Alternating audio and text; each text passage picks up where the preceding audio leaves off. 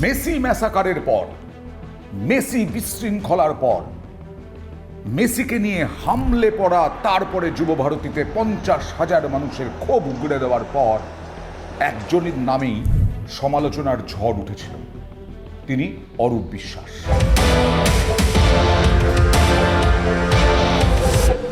অরূপ বিশ্বাস পদত্যাগ করতে চাইলেন, ইস্তফা দিতে চাইলেন, ইস্তফার ইচ্ছে প্রকাশ করলেন, তাও 72 ঘন্টা পর। যদিও তাকে তদন্ত চলাকালীন অব্যাহতি দেওয়া হয়েছে। তদন্ত যতদিন না পর্যন্ত শেষ হচ্ছে ততদিন পর্যন্ত ক্রীড়ামন্ত্রী পদ থেকে অব্যাহতি, ইস্তফাপত্র নয়, ইস্তফাপত্র গৃহীত নয়, অব্যাহতি দেওয়া হয়েছে ক্রীড়া দপ্তরের পদে। আপাতত মুখ্যমন্ত্রী মমতা বন্দ্যোপাধ্যায় সেই পদের কাজকর্ম সামলাবেন। কিছু প্রশ্ন উঠে আসছে। হ্যাঁ, রাজ্য সরকার কড়া পদক্ষেপ করেছেন। রাজীব কুমার ডিজি, তাকে শোকজ করা হয়েছে। মুকেশ কুমার বিধাননগর পুলিশ কমিশনার, তাকে শোকজ করা হয়েছে। ক্রীড়া দপ্তরের প্রধান সচিব, তার বিরুদ্ধে পদক্ষেপ করা হয়েছে, সরিয়ে দেওয়া হয়েছে। অনিশ সরকার আইপিএস ডিসি, তাকে সাসপেন্ড করা হয়েছে এবং তদন্ত চলাকালীন যতদিন না তদন্ত শেষ হচ্ছে ততদিন পর্যন্ত, অর্থাৎ তার বিরুদ্ধে বিভাগীয় তদন্ত, সেই তদন্ত শেষ না হওয়া পর্যন্ত তাকে সাসপেন্ড করা হয়েছে। এখানে প্রশ্ন, আজকে কি পাওয়া যাচ্ছে তথ্য? 12 জন ভিভিআইপি মেসির কাছাকাছি যাওয়ার অনুমতি ছিল। 12 জন, তার মধ্যে মুখ্যমন্ত্রী মমতা বন্দ্যোপাধ্যায়, ক্রীড়ামন্ত্রী অরূপ বিশ্বাস, সৌরভ গঙ্গোপাধ্যায়, শাহরুখ খান, শাহরুখের সেক্রেটারি এবং আরও কয়েকজন। এই 12 জনের জায়গায় 1000 জন চলে এলো, 1000 জন। এরকম মেসি যে কোনো রাষ্ট্রনায়কের সঙ্গে যার তুলনা করা যায়, কারণ গোটা বিশ্বে ফুটবল খেলেন 200রও বেশি দেশের ফুটবলাররা, সেখানে টপ মোস্ট, এই মুহূর্তে টপ ফুটবলার মেসি। জনপ্রিয়তার দিক থেকেও, খেলার দিক থেকে তো বটেই। সেই মেসি আসছেন, কোনো আলোচনা হয়েছে ক্রীড়া দফতর, উদ্যোক্তা এবং প্রশাসনের মধ্যে? কোনো তাদের মধ্যে কোনো সংযোগ ছিল, কোঅপারেশন ছিল? মুখ্যমন্ত্রী মমতা বন্দ্যোপাধ্যায় যাবেন সেই অনুষ্ঠানে। আমরা এর আগে দেখেছি, ব্রিগেড হোক, মেয়ো রোড হোক বা ভিক্টোরিয়া হাউসের সামনে, সেখানে মুখ্যমন্ত্রী যাওয়ার আগে কয়েকদিন ধরে মুখ্যমন্ত্রী যে মঞ্চে থাকবেন সেই মঞ্চে কি হবে, নিরাপত্তা, চেকিং, সমস্ত কিছু করা হয়।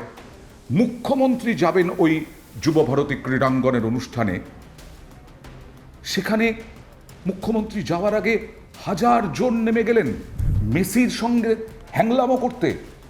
হ্যাংলামো অনেকটা পরিশীলিত হতে পারে। হ্যাঁ, আমি তো বলছি, তেলেঙ্গানার মুখ্যমন্ত্রী, তাঁরও কি ইচ্ছে হয়নি মেসির সঙ্গে ছবি তোলার? হয়েছে, পরিশীলিত। সচিন তেন্ডুলকারের ইচ্ছে হয়নি? হয়েছে, পরিশীলিত। এত ব্যবস্থাপনা হায়দ্রাবাদ, মুম্বাই, দিল্লিতে হয়ে গেল পরিশীলিত। আবার বলছি, আর আমরা এমন হ্যাংলাপনা যে আজকে 1000 জন মানুষ ঢুকে পড়তে পারলেন মাঠে, মেসির গা ঘেঁষে, মেসি বিরক্ত হলেন। অরূপ বিশ্বাসের ভূমিকা এখানে, ক্রীড়ামন্ত্রী, তাঁরই ক্রীড়া দফতরের সহযোগিতায় হচ্ছে। ক্রীড়ামন্ত্রীর যে ভূমিকা থাকার কথা ছিল, সেই ভূমিকা কি ছিল? আজকে 50,000 টাকা হোক, 35,000 টাকা হোক, 14,000 টাকা হোক, 2,000 টাকা হোক, মানুষ গাঁটের কড়ি খরচ করে দেখতে গেছেন মেসিকে একবার। হুডখোলা জিপে একবার যদি ঘুরিয়ে দেওয়া হতো তাহলেই তো মানুষ শান্ত। তা না করে ক্রীড়ামন্ত্রীকে আমরা দেখতে পাচ্ছি সদা ব্যস্ত তিনি মেসির সঙ্গে ছবি তোলা, মেসির সঙ্গে কথা বলা। তাঁরই তো উচিত ছিল ওই ভিড়টাকে সরিয়ে দেওয়ার। কারা এরা কারা যারা মেসির সঙ্গে গা ঘেঁষাঘেঁষি করার জন্য হ্যাংলা হয়ে গেল? এবং তার জন্য আজকে যুব ভারতী ক্রীড়াঙ্গন তছনছ হলো। এরা কারা, কি করে তারা একেবারে মেসির কাছে, যারা ভিভিআইপি তাদের 12 জনের অনুমতি ছিল, তারা কি করে মেসির গা ঘেঁষাঘেঁষি করতে পারলেন? মেসি কয়েকশো কোটি টাকার বিমা করা আছে যে লিওনেল মেসির, তাকে নিরাপত্তারক্ষীরা আর মনে করেননি 22 মিনিটের পর এই মাঠে রাখা যায়। যেরকম মেসির ওপরে চাপ আসছে, যেরকম হাজার হাজার মানুষ, সৌরভ গঙ্গোপাধ্যায় কোথায় দূরে দাঁড়িয়ে আছেন, সামনেই যেতে পারলেন না। শাহরুখ খান দেখাই গেল না তাকে, মেসির সঙ্গে দেখাই হলো না তার। এই রকম পরিস্থিতি কেন হলো? ওখানে পুলিশ কমিশনার মুকেশ কুমার, তাকে ধাক্কা দিয়ে সরিয়ে দেওয়া হচ্ছে। এই কি পুলিশের ভূমিকা? আগের দিন অনিশ সরকার বললেন জল নিয়ে যাওয়া যাবে না, যত দোষ যত দায় দর্শকদের ওপরে, জল নিয়ে যাওয়া যাবে না, জলের বোতল নিয়ে যাওয়া যাবে না। খুব প্র্যাকটিক্যাল। আমরাও জানি জলের বোতল অ্যালাউড নয়। যা পূর্ত দফতর, জনস্বাস্থ্য কারিগরি দফতর যা ব্যবস্থা করে সেই জলই খেতে হয়। তারপরে ঢুকে দেখা গেল 20 টাকার বোতল 200 টাকায় বিক্রি হচ্ছে, একটা 20 টাকার চিপস 250 টাকায় বিক্রি হচ্ছে। বোতল ঢুকলো কিভাবে? এত এত জলের বোতল, কোল্ড ড্রিঙ্কসের বোতল ঢুকলো কিভাবে? কি ছিল পুলিশের ব্যবস্থা? পাহারায় পুলিশের ব্যবস্থা কি ছিল?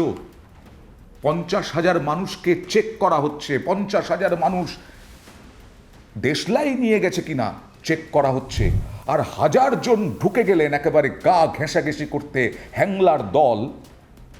পুলিশ কিছু করতে পারলো না, পুলিশ ঠেকাতে পারলো না, ক্রীড়া দফতরের আধিকারিকরা তাঁরা বোঝাতে পারলেন না মানুষকে।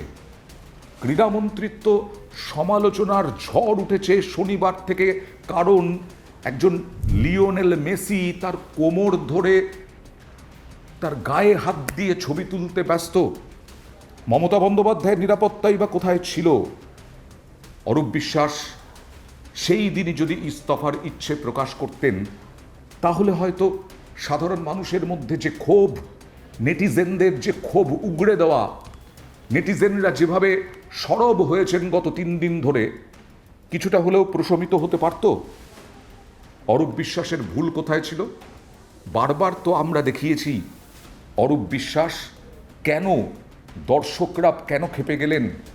অরূপ বিশ্বাসের জন্য বিশৃঙ্খল পরিস্থিতি তৈরি হয়েছে তা কিন্তু নয়, অরূপ বিশ্বাস গার্ড করে রেখেছেন। আর অরূপ বিশ্বাস গার্ড করে রাখা মানে অরূপ বিশ্বাসের ঘনিষ্ঠ যারা, তারাও গার্ড করে রেখেছেন মেসিকে। আর আমরাই দেখিয়েছি গ্যালারি থেকে কিচ্ছু দেখা যাচ্ছে না, মেসিকে এক চুলও দেখা যাচ্ছে না। স্বাভাবিকভাবেই সমস্ত ক্ষোভ গিয়ে পড়েছে অরূপ বিশ্বাসের উপরে। অরূপ বিশ্বাসের জন্য বিশৃঙ্খল পরিস্থিতি, সাধারণ মানুষ, দর্শক কিন্তু বলেননি। অরূপ বিশ্বাসের উপরে ক্ষোভ উগড়ে দিয়েছেন, অরূপ বিশ্বাস নিজেই ছবি তুলতে শুরু করেছেন। অরূপ বিশ্বাস মেসির গা ঘেঁষে ছাড়া দাঁড়াতে পারছেন না। এইখান থেকেই মানুষের ক্ষোভ, এইখান থেকেই মানুষের ভয়ঙ্কর রাগ, এবং তারপরেই যুব ভারতী তছনছ। আজকে মেসি আসছেন, আজকে যুব ভারতী ক্রীড়াঙ্গনে 50,000 মানুষ, ম্যাচ না হোক, আজকে মেসিকে সঙ্গে সঙ্গে নামিয়ে দেওয়া হলো কেন গাড়ি থেকে? কেন একটা আলাদা জায়গা করা হলো না?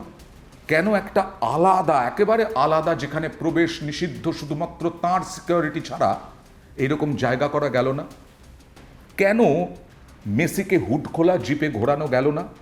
আজকে মেসি আসছেন মানে তো একটা ভিভিআইপি সিকিউরিটি, সেই ভিভিআইপি সিকিউরিটির লেশমাত্র ছিল না ক্রীড়া দফতর, না পুলিশ, না উদ্যোক্তা, তাদের কারো পক্ষেই কি সিরিয়াসনেস ছিল? মেসির মতো একজন তাবড় ব্যক্তি আসছেন, যার জন্য তামিলনাড়ু থেকে, কেরল থেকে লক্ষ লক্ষ টাকা খরচ করে, ইএমআই করে টিকিট কেটে মানুষ এসেছেন, তার প্রতি আবেগ কি সাংঘাতিক। এই তদন্ত রিপোর্ট মুখ্যমন্ত্রী মমতা বন্দ্যোপাধ্যায় দ্রুত যে তদন্ত কমিটি গড়েছিলেন, সেই তদন্ত কমিটি পুরোপুরি এদেরকেই দায়ী করেছেন। আর এদেরকে দায়ী করার সঙ্গে সঙ্গে কড়া পদক্ষেপ রাজ্য সরকার নিয়েছে। কিন্তু অরূপ বিশ্বাস আজকে ইস্তফার ইচ্ছে প্রকাশ করার পরেও অরূপ বিশ্বাসের ওপরে ক্ষোভ কিন্তু কমেনি সাধারণ মানুষের মধ্যে। তার পদত্যাগপত্র নিয়েও শুরু হয়ে গেছে নেট দুনিয়ায় ব্যাপক সমালোচনা। দেখা যাক কখন কিভাবে প্রশাসন এই বিষয়টিকে প্রশমিত করতে পারে। সিট গড়া হয়েছে তদন্ত কমিটির পরামর্শে সুপারিশে। সেই সিটে জাভেদ শামীম আছেন, পীযূষ পাণ্ডে আছেন, সুপ্রতিম সরকারও আছেন, মুরলীধর শর্মাও আছেন। তাঁরা তদন্ত কত দ্রুত এগিয়ে নিয়ে যেতে পারেন।